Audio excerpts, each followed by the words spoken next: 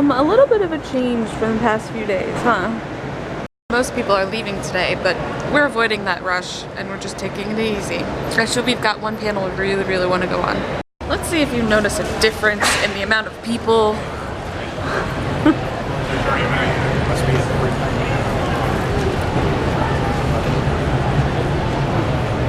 Here today. Thank you guys for, coming out on Monday and actually showing up at a panel, because that's really awesome of you after this really exciting long DragonCon weekend. So thank you for being here. Like $5, or sometimes they're old wigs that I'm not using. You can shampoo a wig. You can buy wig shampoo and wig conditioner.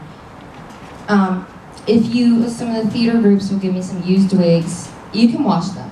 So, that is an option. A used wig is not, I wouldn't use it without washing it. But don't rule out somebody says, oh, I have this wig, I'm not going to use it again, do you want it? You can take it, brush it out, wash it, and start from scratch with it. So sometimes what I'll do is I'll take a wig that I've bought, and I will then add hair into it. A little base wig like this. And then I'll add my tracts of hair into it. It's kind of neat. I had to do a character for a show called Thoroughly Modern Millie. I don't know if you're familiar. It's a play. This is Miss Flannery.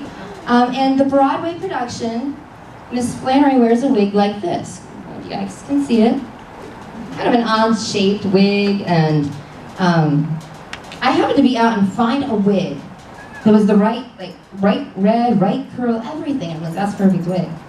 And I bought it, and they have a display wig that was all matty. So I said, can I buy your display wig too? So I bought the display wig, and I bought my fresh wig. And what I did was I cut the display wig up.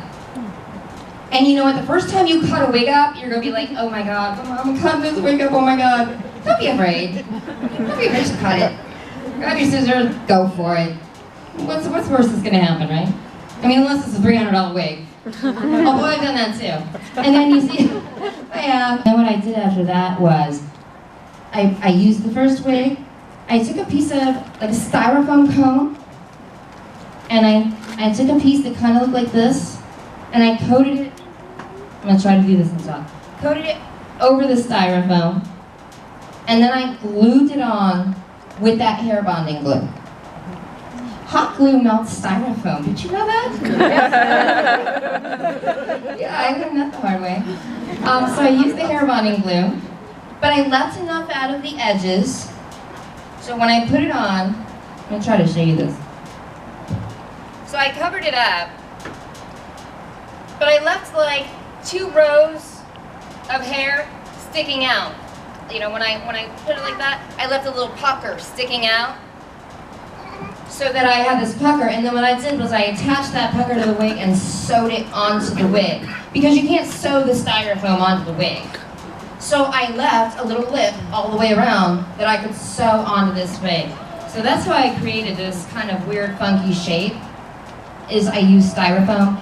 There are other things that you can use to be creative. You can use like for knitting, they make like those kind of stiff, kind of knitting like doily shape patterns. You can use those. You can use the little stuff for the latch hook rugs, that like rubberized stuff. You can use that. You can use kitchen matting that you'd put on your door, like a drawer liner. The one thing I do want to say, I use tulle sometimes. Tulle is great, depending on what you're doing it with, and sometimes, you can get a better match of a color if it might show through. So like if I'm doing something and it's kind of a crazy color, like purple, and I don't want my styrofoam, or I don't want my underneath to show, a lot of times I'll just use some tulle. You can bunch it up and bat it up, sew it onto the wig. So that's a really great thing for using, making different shapes on wigs, giving wigs height. If you want to give a wig some height, you can use that and sew it on. Hey T, that is funny. Can I get that? Orange couch. DragonCon is officially over, but there's still some people hanging around. But the real kind of depressing thing is going over to the Marriott. This is the area that's like always a club up here. No one. And then look at the difference. It's kind of sad. It's like reality's coming back. Blah. Like so empty. Boo, this is sad. It's actually like, it goes from like jam-packed nerds to nothing. I don't want it to end. I don't want to have to wait a whole year to do this again.